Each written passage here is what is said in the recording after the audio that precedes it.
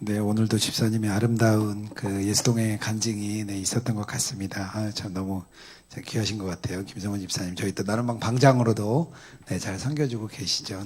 참 귀한 은혜의 시간이었습니다. 오늘 저에게 주시는 말씀은요, 시편 107편 33절과 35절인데요. 같이 우리 좀 한 목소리로 두 절을 좀 같이 읽으면 좋겠습니다. 읽겠습니다. 여호와께서는 강이 변하여 광야가 되게 하시며 샘이 변하여 마른 땅이 되게 하시며 또 광야가 변하여 못이 되게 하시며 마른 땅이 변하여 샘물 되게 하시고. 아멘. 네.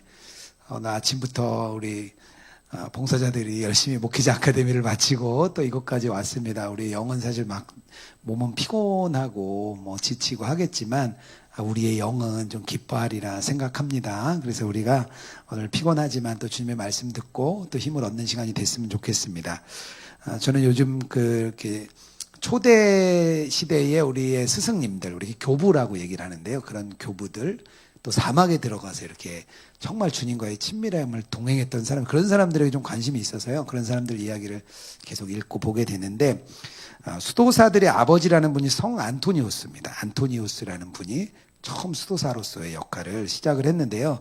안토니우스가 251년경에 이제 태어나셨어요. 그랬다가 18세가 되는 해에 마태복음 19장 21절 말씀, 내 소유를 가난한 자들에게 팔고 다 나눠주고 나를 따르라, 이 말씀을 자기의 말씀으로 우리 안토니우스가 딱 받습니다.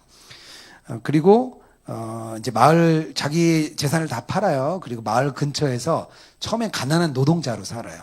가난한 노동자로 이렇게 살다가 나중에는 광야로 들어갑니다. 광야로 들어가서 광야에서 20년을 지내요. 그 20년을 지내는 동안 어떻게 보면 그 20년이 처음 수도사 생활의 시작이죠. 시초가 되는데요. 그 20년 동안 너무 괴로운 시간을 보냅니다. 아무도 없고 주님과 나와의 독대의 시간을 가지니까 자기 자신이 막 계속 벗겨지는 거예요. 그리고 자기의 더러운 죄가 계속 드러납니다. 그 싸움을 20년 동안 계속합니다. 그리고 결국에는 끝없이 무너지다가 어떻게 되냐면 그 시련과 유혹을 이겨내는데 그 이겨낼 때에 자기가 열심히 노력하고 의지력이 뛰어나서 이겨냈던 게 아니라 결국 결론을 내린 것이 하나님께 순종하자. 이 결론을 내리고 나니까 그게 다 이제 없어지게 됩니다. 그리고 나서 그가 이제 밖으로 이제 나와요. 그리고 나니까 사람들이 막 찾아오는 거예요. 몸도 성숙하고 영혼도 성숙한 안토니우스에게 많은 사람들이 와서 한 말씀 해주십시오. 또 지도를 받고 싶습니다. 또 이야기를 들으면 치유되고 회복되고, 그러니까 놀라운 일을 이렇게 경험하게 됩니다. 그 다음부터 예수님과의 친밀한 동행을 위해서 사막에 들어가는 사람이 엄청나게 생겨났어요. 그리고 또 수도사들이 생기게 됩니다. 기독교 역사를 보면요, 수도사들이 어떤 일을 하냐면요, 신학을 정리합니다. 우리가 알고 있는 어거스틴이라든지, 그리고 신학대전을 만든 우리 놀라운 교부들이 전부 다 수도사 출신이에요. 그뿐만 아니라 수도사들이 이렇게 교회가 어려울 때마다 갱신운동을 계속 일으켜요. 구제운동을 처음 했어요. 학교도 처음 만들었어요. 사회운동도 그들이 시작합니다. 하여튼 어마어마한 역사들을 수도사들이 해냅니다. 선교도 그들이 막 처음 해요. 수도사들이 결국에는 교회사에 1000년 동안 아주 중요한 핵심적인 역할을 했다고 교회 역사가들이 평가를 합니다. 그게 근데 누구로부터 시작되냐? 안토니우스로부터 시작된 거예요. 그 안토니우스가 뭘 많이 한 것도 아니에요. 그냥 사막에 들어가서 20년 동안 주님만 바라보면서 싸웠던 그 싸움이 시작이 돼서 놀라운 역사가 일어난 거죠. 그렇다면 이 성 안토니우스는 도대체 광야에서 뭘 발견할 건가요? 도대체 이 사람은 광야에 들어가서 어떤 것을 살았길래 그런 하나님의 사람이 되고 놀라운 일이 우리 안토니우스로부터 일어났을까요? 저는 오늘 광야가 하는 일에 대해서 오늘 한 3가지 정도 제가 발견한 걸 이렇게 좀 나누려고 합니다. 첫 번째로 광야가 하는 일이 있는데요. 뭐냐 하냐면요, 거짓된 자아를 발견하게 해요. 안토니우스가 광야에서 생활을 할 때요, 자신의 상태가 아주 거짓된 자아라는 것을 처음 알게 됩니다. 근데 안토니우스가 말하는 거짓된 자아는요, 이런 거예요. 이렇게 어두운 우리 세상 가운데 유혹이 많잖아요. 그 거친 유혹 속에서 그 속에 이미 너무 물들어 있는 상태, 이미 세상 속에 물들어 있는 그 상태를 거짓 자아라고 얘기를 합니다.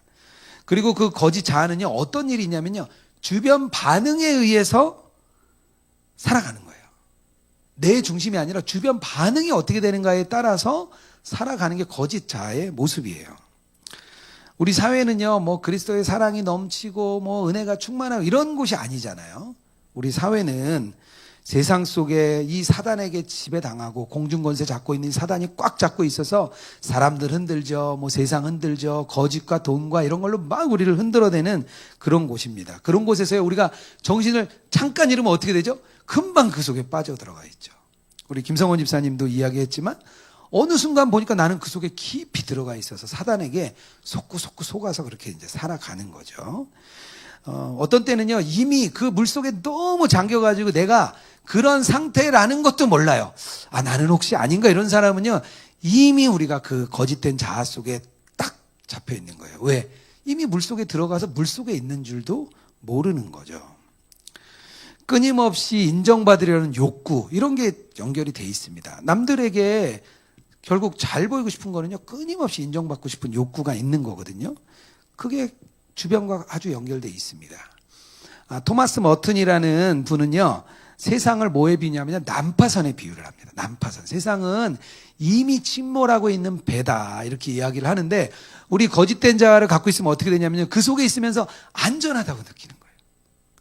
재물이 나를 안전하게 하고, 명예가 나를 안전하게 하고, 나의 건강이 나를 안전하게 할 거야, 이렇게 생각하고 사는 거예요. 그러니까 세상 사람들이 살아가는 거죠. 예수님 안 믿고도 살아가잖아요. 왜?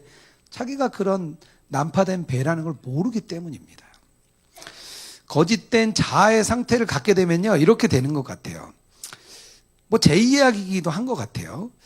좋은 학교를 좀 나와야 좀 인정받지 않을까? 그래서 좋은 학교 가기 위해서 막 끊임없이 노력을 합니다. 더 좋은 직장에 들어가서 뭐 S전자 이런 데 가면 우리가 얘기할 때 이분은요 어디 다니시는 분이라 그러면 어깨가 이렇게 좀 올라가잖아요.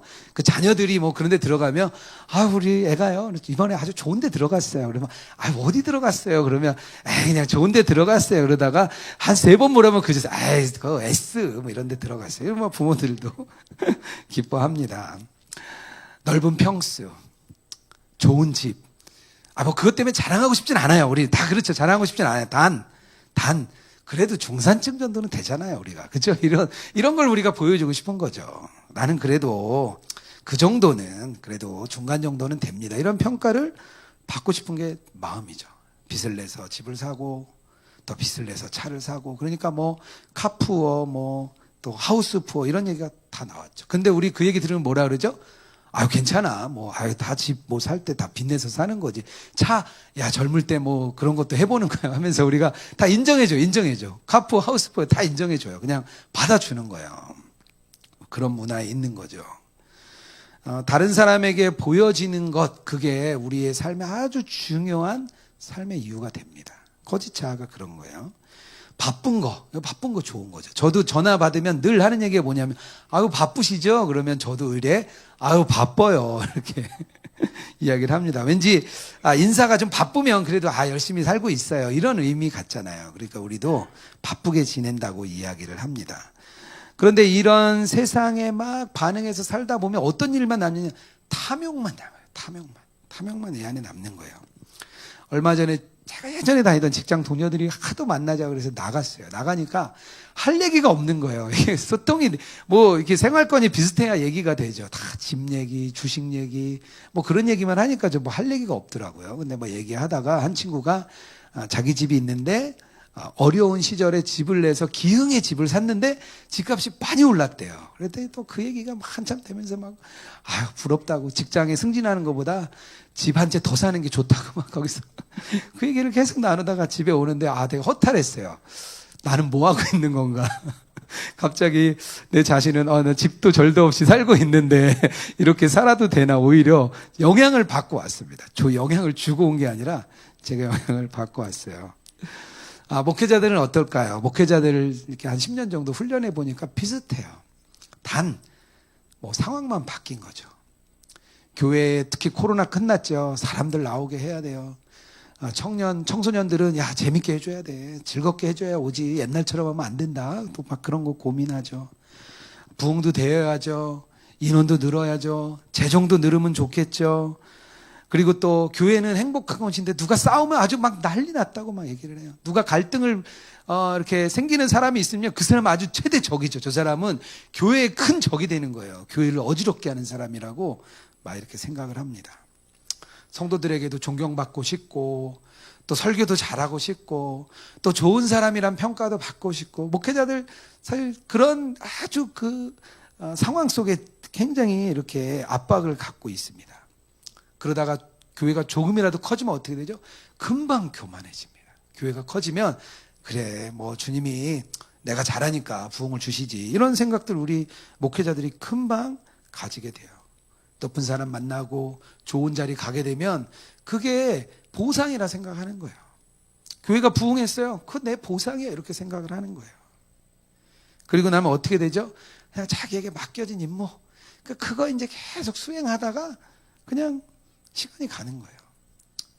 교회도 세상과 비슷하게 물이 들어버렸습니다. 조남주 작가라는 분이 서영돈 이야기를 썼어요. 이제 82년생 김지영을 쓴 그 작가가 서영동 이야기라는 소설을 썼습니다. 거기 여러 가지 이야기가 나오는데요. 백은 빌딩에 있는 백은학원 연합회 회장님 얘기가 나와요. 이분이 원래는 이제 수학학원을 운영하는데 자기는 백은 빌딩이 아니라 다른 아주 오래된 허름한 빌딩에서 학원을 했습니다. 그런데 학원이 잘 됐어요. 그래서 목표가 뭐냐면 그 빌딩, 새로 지은 백은 빌딩에 들어가는 게 이분의 목표예요. 그래가지고 좀 빚도 내고 어렵게 해서 그 빌딩에 들어갑니다. 학원을 열고 거기 백은 빌딩 연합회, 백은 학원 연합회 회장이 됐습니다. 그래 너무 좋았어요.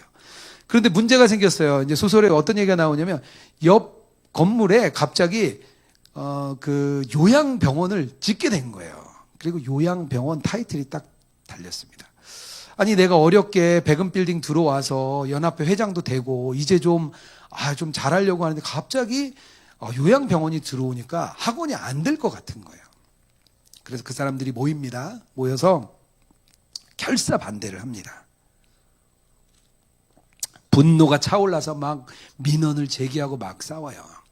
그러던 중에 어머니가 계신데 본인이 이혼하고 자기 아이를 봐주던 어머니가 치매 증상이 오게 돼요. 그리고 급격하게 치매가 심각해집니다. 그래서 보니까 요양병원이 필요한데 직과 학원을 생각하니까 그 옆에 요양병원이 생기는 게 너무 좋은 거예요. 그러니까 그때부터 자기가 싹 빠져요. 선생님들, 다른 분들, 학원 원장님들이 막 데모할 때 자기가 쏙 빠집니다. 그런 모습이 나와요. 그 모습을 보면서 저는 이게 그래 우리의 모습이지. 우리의 욕심대로 사는 것, 우리의 탐욕대로 사는 것, 뭐 그렇게 사는 거죠.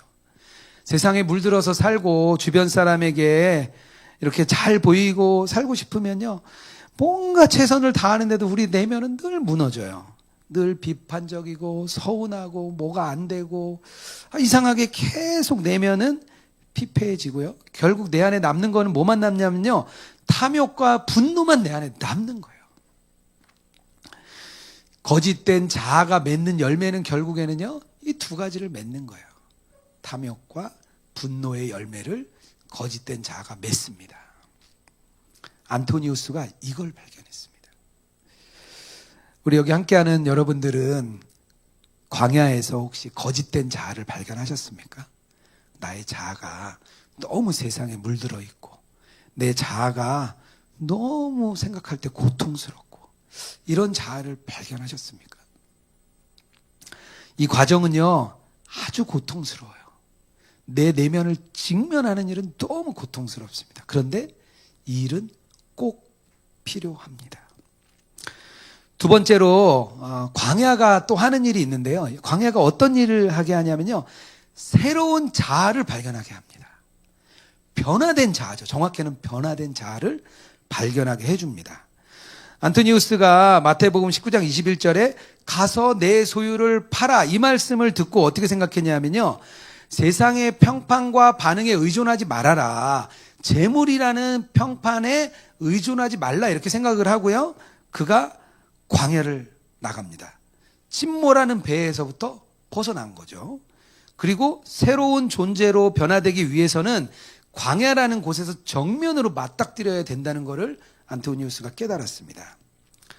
그리고 광야에서 그 20년 동안이라 아주 치열한 그 싸움 속에서 거짓된 자아를 발견하고 주님 앞에 직면하고 나니까 새로운 자아가 생겼어요. 변화된 자아, 우리의 원자아, 하나님께서 우리를 위하여 원래 만들었던 그 자아가 확 깨달아진 거예요. 광야는요, 이렇게 변화의 중심점입니다. 그게 광야가 하는 일이에요. 우리를 변화시키고자 광야가 하는 일이에요. 왜냐하면요, 그곳은요, 나를 의지할 수가 없는 곳이에요. 나에 대한 기대도 끝나는 곳이에요. 나의 연약함을 그곳에서 발견하고, 아, 그래, 나는 할 수가 없구나. 그걸 발견하는 곳입니다. 광야가 없으면요, 거짓된 자아를 발견할 수가 없어요. 세상에 물들어 있어서 그 세상을 그렇게 벗어나질 못해요. 그리고 계속 그 속에 잠겨 있는 겁니다.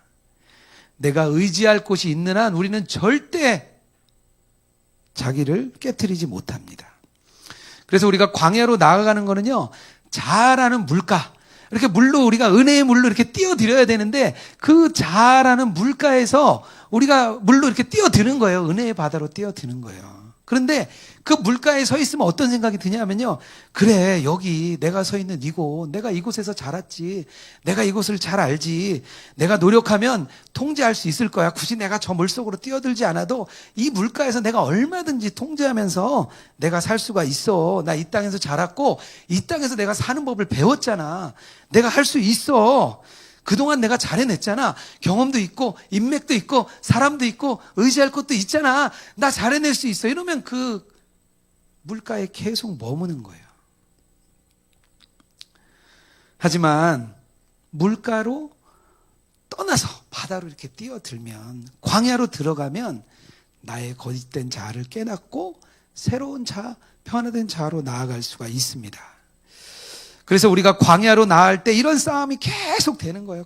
계속 싸움이, 내면의 싸움이 계속 일어나고 싸우다가 결국에는 사랑의 그 주님, 그 주님을 만나고 그 주님이 나를 사랑하시는 걸 깨닫고 나의 자아가 깨뜨려지고 우리가 예수님 한 분으로 충분합니다, 이렇게 고백하는 상황이 오는 것이 바로 광야인 것입니다. 광야는요, 어떤 분에게는 고난이겠죠. 어떤 분에게는 고통스러운 순간이 될 수도 있고요. 내가 지금 너무 가기 싫은, 너무 견디기 싫은 그런 고난의 자리일 수도 있습니다. 또 경험하고 싶지 않은 그런 환경일 수도 있습니다. 하지만 주님은요, 우리를요, 또 그런 자리를 이렇게 내모세요. 우리가 광야로 나가도록 주님은 계속 우리를 그런 자리로 내모세요. 자신이 붙들 수 있는 것, 모든 것 그냥 내려놓게 하시는 거예요. 하나님께서 자꾸 그걸 내려놓게 하시는 거예요. 우리는요, 어떻게 생각하냐면요, 마른 땅이 강이 되는 것만 알았어요. 아, 강물이 흐르고 마른 땅이 막 샘이 되고 우리는 그런 것만 생각합니다. 그래서 나머지 반대가 되는 거는요, 그건 사탄이 하는 거야. 내가 안 되는 거는 사탄이 하는 일이지, 이건 주님이 하는 일이 아니야, 이렇게 생각합니다. 근데 주님은요, 우리를 마른 땅으로 인도하십니다. 시편 107편 말씀이에요. 33절입니다. 여호와께서는 강이 변하여 광야가 되게 하시며 샘이 변하여 마른 땅이 되게 하시는도다. 반대의 일을 주님이 하시잖아요.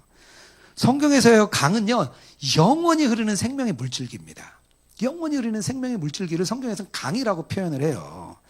강이 마른다, 이 얘기는 뭐냐면요, 전적인 하나님 손 안에 있다는 얘기예요. 결국에는 강을 사막이 되게 하시고 강이 광야가 되게 하시는 건 하나님의 주권 안에서 하나님이 그렇게 만들고 계시다는 뜻입니다. 하나님께서 우리를요, 그것으로 내몰아 가고 계십니다.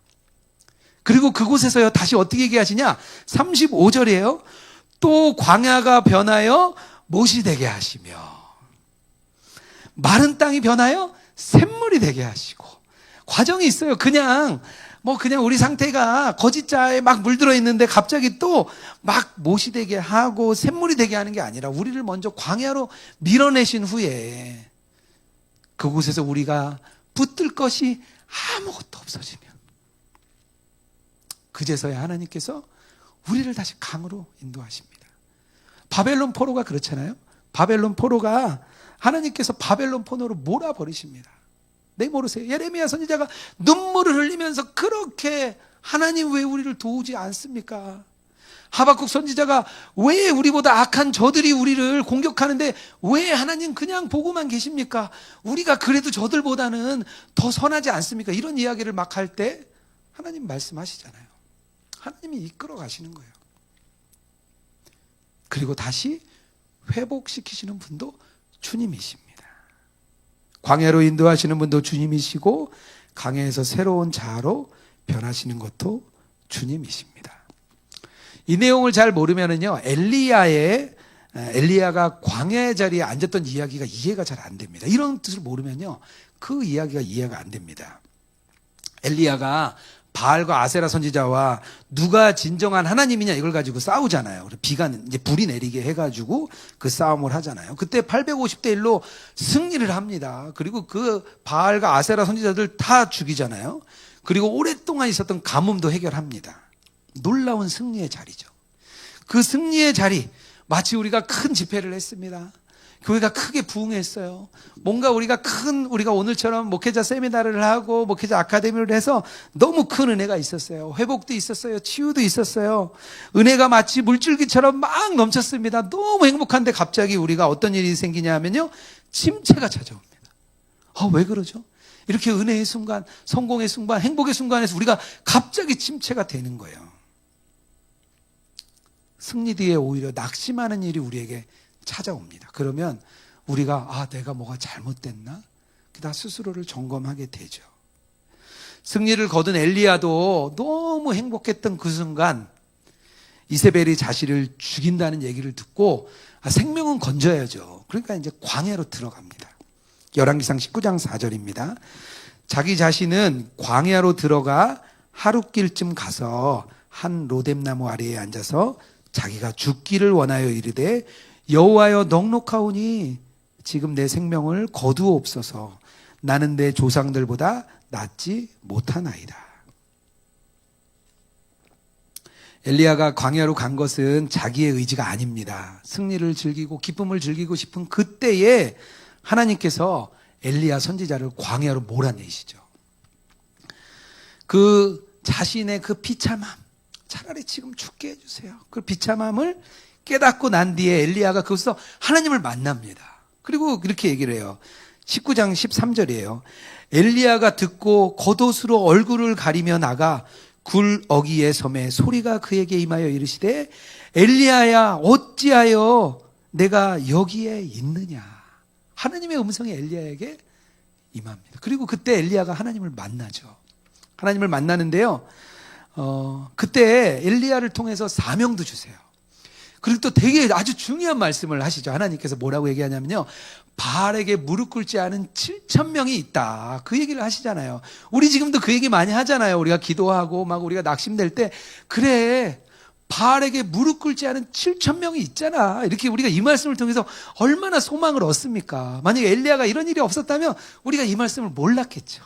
우리 이 말씀을 아마 그냥 성경에 묻혔을 거예요. 우리가 근데 이 말씀을 알게 되잖아요. 예수님도요, 광야로 직접 들어가십니다. 요한에게 세례를 받으시죠. 요한에게 세례를 받으신 후에 예수님께서 어떤 일이 일어나냐면 마태복음 4장 1절에서 2절입니다. 그때 예수께서 성령에게 이끌리어 마귀에게 시험을 받으러 광야로 가사 40일을 밤낮으로 금식하신 후에 줄인지라. 예수님께서 직접 광야로 들어가세요. 예수님은요, 그 광야에 왜 들어가시냐? 시험을 받기 위해 아예 들어가시는 거예요. 그 광야에는요, 위대한 싸움이 그 광야에서 일어났습니다. 근데 광야를 생각해 보세요, 한번. 사람도 없어요. 나무도 없어요. 그냥 돌이 있고 바람만 있을 뿐이에요. 낮에는 뜨겁고 밤에는 아주 추운 바람만 있을 뿐이에요. 그런 광야. 그곳에 두 인물이 서 있습니다. 예수님과 사단이 둘이 딱 서 있죠. 왜 광야에서 싸웠을까요? 뭐 광야가 뭐 아무것도 없잖아요. 거기 뭐 아무것도 없는데 싸우려면 도시에 가서 예루살렘 성전에서 싸우든지 뭔가 좀 높은 곳에서 좀 싸우든지 그래야 되는데 아무도 없는 광야에서 예수님과 사단의 싸움이 벌어집니다. 예수님께서 먹는 것에 대한 싸움 승리하시죠. 명예와 교만의 싸움 승리하시죠. 권력의 싸움 승리하시죠. 이 이야기를 우리가 거기서 볼 수가 있습니다. 헬무트 틸리케라는 교수님이요, 최근에 나온 책 중에 신과 악마 사이라는 책이 있습니다. 아주 얇은 책인데요. 앞에는 좀 쉬운데 뒤엔 좀 어려워요. 그래도 앞에는 좀 읽을만 합니다. 좀 읽어보시면 좋을 것 같아요. 신과 악마 사이라는 책인데 거기에 이 장면을 이렇게 소개를 합니다. 제가 한번 읽어볼게요. 예수님께서 광야에서 시험 당하시는 모습은 우리에게 이런 메시지를 건네고 있다. 보라, 여기 이 고통의 싸움에서 하나님의 아들이 내 형제가 되셨다. 그분의 어깨를 내리누르며 그분을 괴롭게 만드는 것은 사실 내 삶을 짓누르는 것이다. 그래서 이 세상 무엇보다 내 삶을 규정하는 것이다. 그분은 여기서 너와 함께 시험을 당하고 계시다. 인간의 삶이 가장 절박한 지점, 가장 끔찍한 지점, 그토록 극심한 시험에 부딪혔는데도 어떻게 우리가 부서지지 않고 버텨낼 수 있는지를 내게 보여주신다. 그분은 여기서 친히 사악한 힘과 맞부딪힘으로써 내 삶에서 그런 치명적인 지점이 어디인지 보여주신다. 또한 거기서 벗어날 수 있는 길이 어디인지 알려주신다. 놀랍죠? 그 광야. 그 광야의 싸움은요, 주님께서 우리를 대신한 싸움인 거예요. 십자가에서만 예수님이 우리를 대신해서 죽으신 게 아니라 십자가를 지시기 전에 이미 그 광야에서 예수님이 우리를 대신해서 싸워주시고요. 그 광야에서 어떤 일이 승리가 일어난 거예요. 놀라운 승리. 그 광야는요, 하나님의 땅이고, 그 광야는요, 우리의 땅이고, 그 광야는 주권자의 땅이라는 것을 하나님께서 알려주시는 놀라운 사건입니다. 우리가 광야로 들어가도 그곳이 안전하다. 끔찍한 광야, 고통스러운 광야, 그것에 우리가 들어가더라도 우리가 버틸 수 있는 것은 그리스도께서 이미 승리하셨기 때문입니다. 그 광야에서 승리를 이미 하셨기 때문에 그 승리가 우리의 승리가 되는 거예요. 그러니까 우리가요, 이 거짓된 자아가 광야에 들어가면 새로운 자아로 거듭날 수 있는 것입니다. 이게 아주 결정적인 사건이 되는 겁니다. 가까운 권사님과 제가 며칠 전에 통화를 좀 했습니다. 오랫동안 공황장애로 힘들게 이렇게 보내고 계시는 그런 분이세요. 그래서 저도 가끔씩 이렇게 걱정될 때마다 전화를 좀 드려요. 전화를 드려서 어떻게 지내냐 이렇게 이야기를 합니다. 그런데 이분이 이제 그런 얘기를 해주시더라고요. 코로나 내내 너무 힘들었대요. 만나지도 못하죠.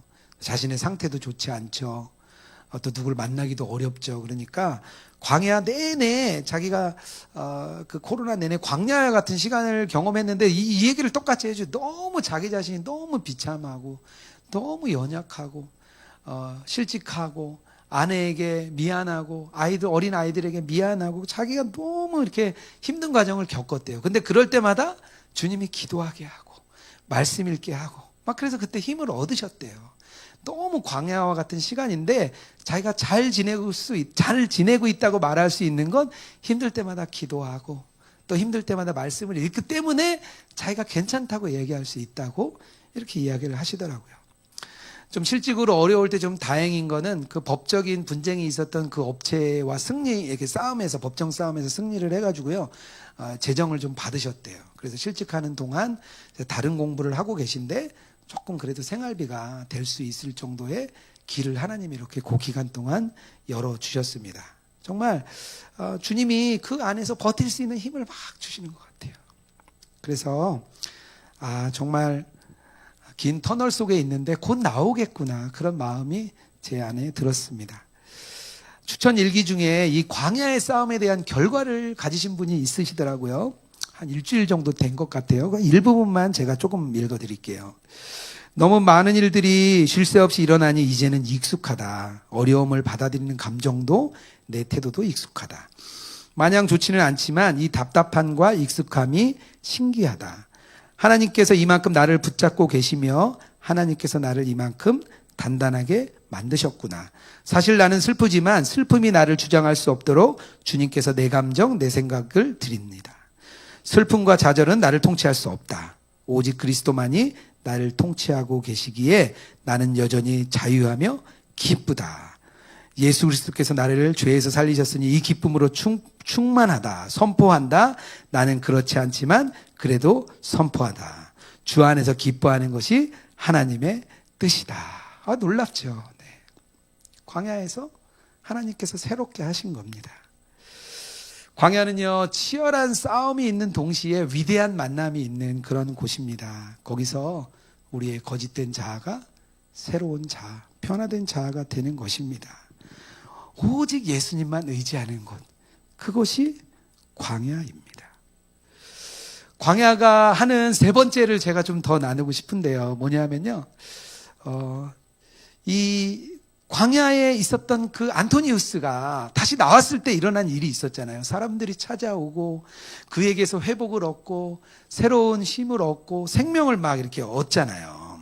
위로와 위안이 많은 사람을 변화시켰습니다. 그때 그가 가진 특별함이 있었는데요. 그가 어떤 이야기를 하냐면요, 이웃에 대해서 죽어야 합니다, 이런 이야기를 하시더라고요. 그래서 그게 무엇인가 이렇게 제가 쭉 읽어보니까 이 얘기예요. 이웃에 대해 죽었다는 건요, 이웃에 대한 판단과 평가를 멈추라는 겁니다. 다른 사람, 우리의 기준으로 다른 사람을 왜 잘 판단하잖아요. 잘 판단하게 되고 다른 사람을 평가하게 되는데 그것을 멈추라는 거예요. 왜? 내가 다른 주변의 반응에 의해서 평가받던 것이 끝이 났기 때문에 나도 다른 사람을 평가하고 판단하지 않는 것입니다. 우리의 사역의 대부분은요, 판단과 평가로 좀 이렇게 뒤덮여 있습니다. 목회자인 제 자신에게도 참 되게 찔리는 말씀인데요. 사람을 잘한다, 못한다 이런 걸로 평가하고, 이분은 뭘 잘하시지만 뭐가 안 좋아, 이런 것들이 자연스럽게 머릿속에서 평가가 되고요. 우리 머릿속에 이분은 참 신실한 분이고 이분은 그렇지 않은 분이고, 그런 생각을 좀 쉽게 하게 됩니다. 마태복음 7장 3절에요. 어찌하여 형제의 눈 속에 있는 티는 보고 내 눈 속에 있는 들보는 깨닫지 못하느냐. 광야를 통해서 자신의 연약함을 발견한 사람들은요, 자신의 연약함을, 다른 사람의 연약함을 인정해 줄 수 있는 거죠. 왜? 자신의 연약함을 발견했잖아요.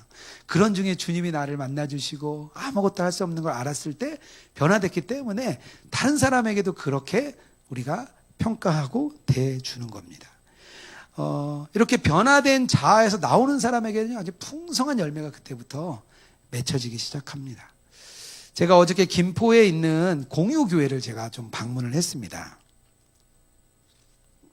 그 목사님이 강소교회 세미나, 작지만 강한 교회 세미나를 이렇게 열려고 하는데, 그 예수동행 관련해서 예수동행 교회가 그런 롤모델로서 하나의 사례를 발표해주면 좋겠다. 그래서 김승희 목사님하고 같이 좀 갔어요. 좀 궁금하기도 했어요. 갔는데 그 목사님이 참 귀하시더라고요. 참 귀하신데, 본인이 그런 생각을 했대요. 자기가 이제 큰 교회에서 자기도 오래 섬기다가 교회에서 이제 분립 개척을 해주셔가지고 그래도 좋은 교회를 개척을 하고 교회가 잘 성장을 했습니다. 그래서 작은 교회 목사님들, 목회자들 보면 좀 작을만 하지, 그런 생각을 많이 했대요.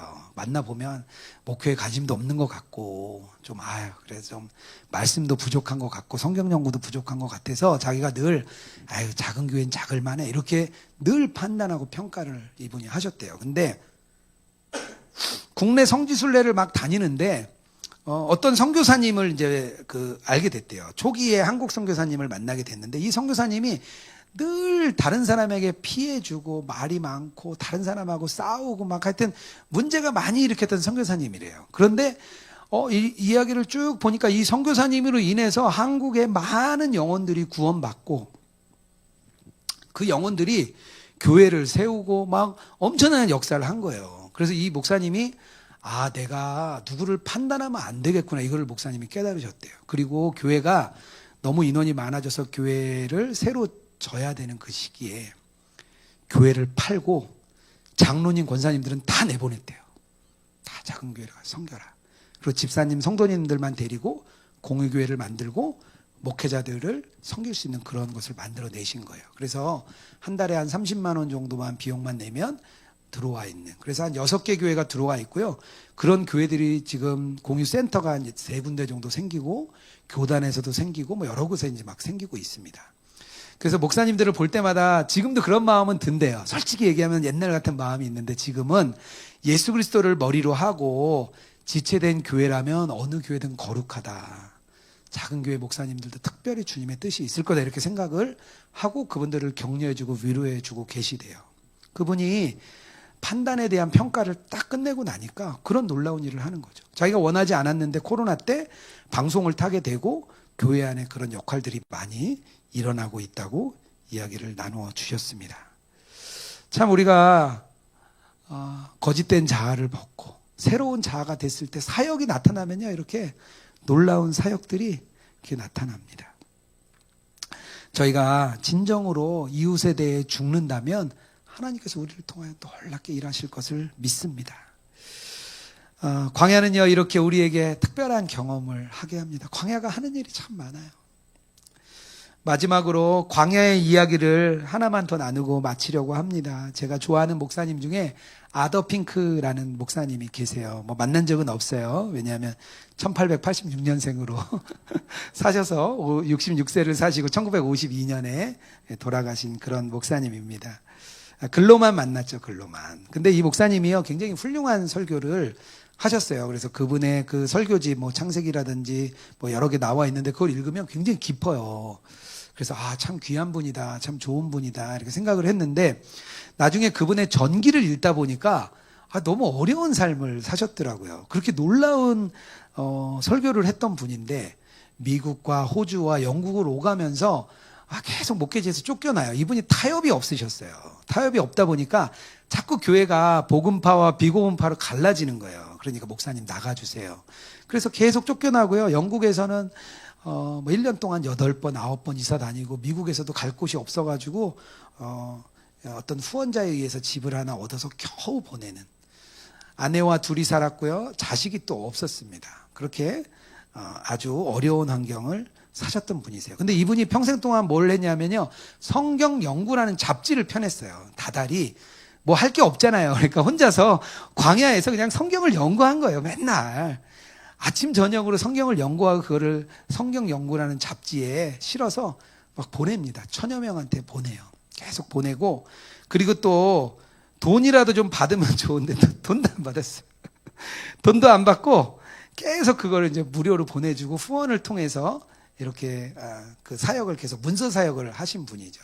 그리고 그 성경 연구라는 책을 읽고 성도님들이 계속 질문을 해오잖아요. 그거에 대해서 빽빽하게 편지를 써주는 일이 이분의 평생의 사역이었어요.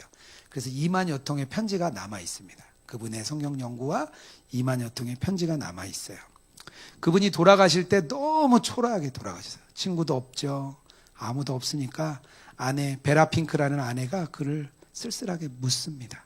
너무 쓸쓸한 죽음을 맞이합니다. 근데 그분이 이런 얘기를 해요. 인생이 어렵고 힘들었지만 다른 관점에서 보면 비로소 균형 있게 보일 것입니다. 하나님 나라에 가면 나의 이 사역도 다시 보게 될 것입니다. 이런 이야기를 그가 편지에다 이렇게 씁니다. 그리고 그가 죽고 나서 그분의 책이 이제 편찬이 돼요. 그리고 그 책이 날개 돋친 듯이 팔리죠. 그러니까 얼마나 영향력이 있었는지 20세기 후반에 가장 영향력 있는 복음주의 저자다. 이렇게 그분이 평가를 받습니다. 죽은 뒤에. 되게 보는데 마음이 너무 짠했어요.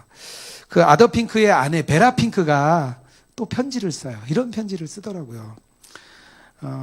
죽고 나서죠. 남편이 죽고 나서. 왜 실뜨개를 하면 뒷면을 보면 되게 지저분하고 막 실수가 많잖아요. 지저분하고 실수도 많고. 그게 광야라면 앞면을 뒤집어서 보면 아주 깨끗하고 아름다운 그런 실뜨개가 되어 있다는 거예요. 근데 하나님은 우리의 뭐를 보시냐면 앞면만 보신다는 거예요. 앞면만. 우리의 뒷면. 광야에서 우리가 비참하게 살았던 그 뒷면은 보지 않으시고 하나님은 우리의 앞면만 보시고 우리를 그렇게 평가해 주십니다. 이런 이야기를요. 또 베라핑크도 편지를 써서 보내요. 우리 사랑하는 성도 여러분, 여러분에게 좀 묻고 싶습니다. 여러분에게 광야의 자리는 어디입니까? 지금 혹시 광야에 계십니까? 두렵고 떨림으로 이 광야가 언제 끝날지 그런 두려움 앞에 계십니까? 그렇다면 예수님께서 그 광야에서 승리하셨다는 것, 그것을 오늘 좀 붙들고 가시면 좋을 것 같아요. 그 광야에서 우리는 승리하고 그 광야에서 우리는 새롭게 될 것입니다. 이 시간 우리가 좀 기도하기 전에요, 찬양을 좀 하기 원합니다. 주는 완전합니다 라는 찬양인데요, 우리가 함께 이 시간 주는 완전합니다 같이 찬양하고 그리고 기도하도록 하겠습니다.